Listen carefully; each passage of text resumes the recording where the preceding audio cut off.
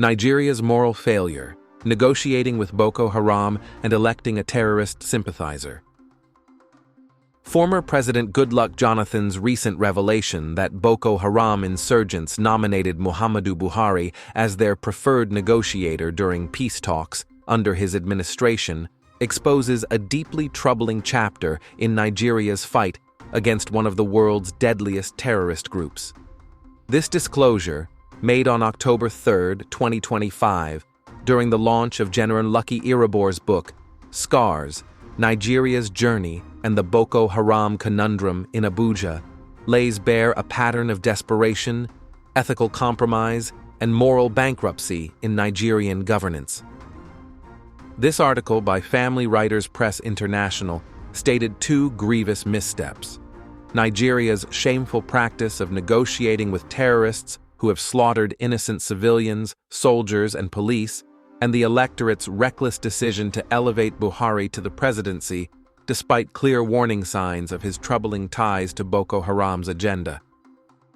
Nigeria's willingness to engage in back-channel talks with Boko Haram, even allowing the group to nominate figures like late Buhari as representatives, is nothing short of a capitulation to barbarism.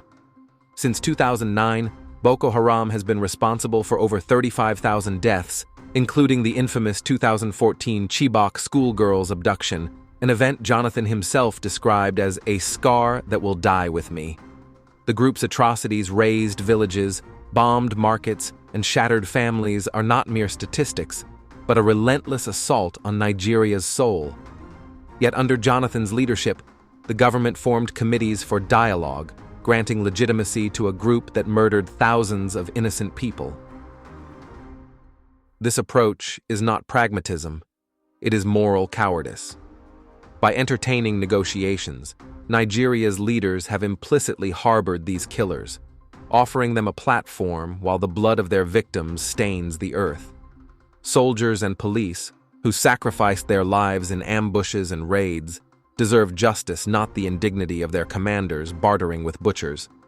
Jonathan's admission that he hoped late Buhari's nomination would lead to Boko Haram's surrender reveals a naive trust in fanatics who weaponize ideology against the state. The result was predictable. The insurgency did not end but metastasized, blending with banditry and spreading into new regions.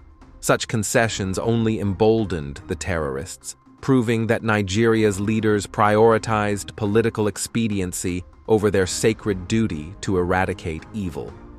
This legacy of half measures mocks the graves of the fallen. Electing late Buhari, a collective blind spot to a terrorist sympathizer.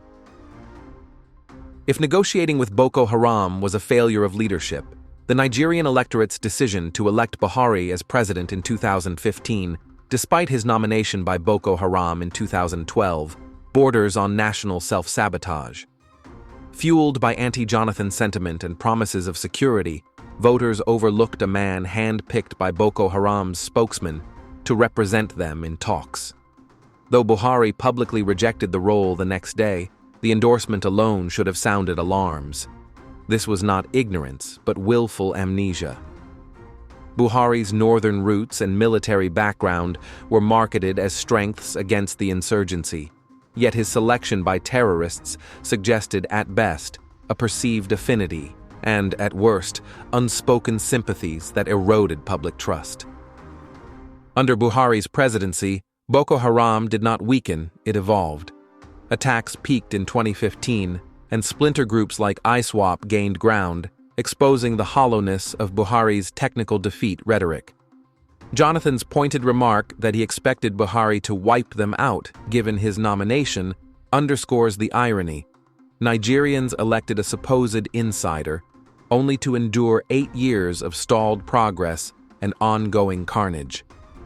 This choice reflects deeper flaws in Nigeria's polity: ethnic loyalties overriding scrutiny, propaganda drowning out facts, and a populace too battered by economic hardship to demand leaders untainted by terror's shadow.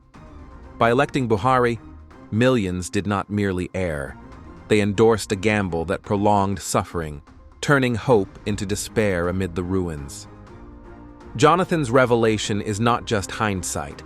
It is a mirror reflecting Nigeria's fractured response to terror. He rightly notes that the crisis, rooted in ideology, poverty, and external funding, is far more complex than military solutions alone. Yet starting with negotiation concessions sowed seeds of failure. Unyielding justice for victims, not olive branches extended to murderers. Until the nation confronts its complicity from the negotiation table to the ballot box, Boko Haram's shadow will persist, a testament to choices that favored survival over spine. Family Writers Press International.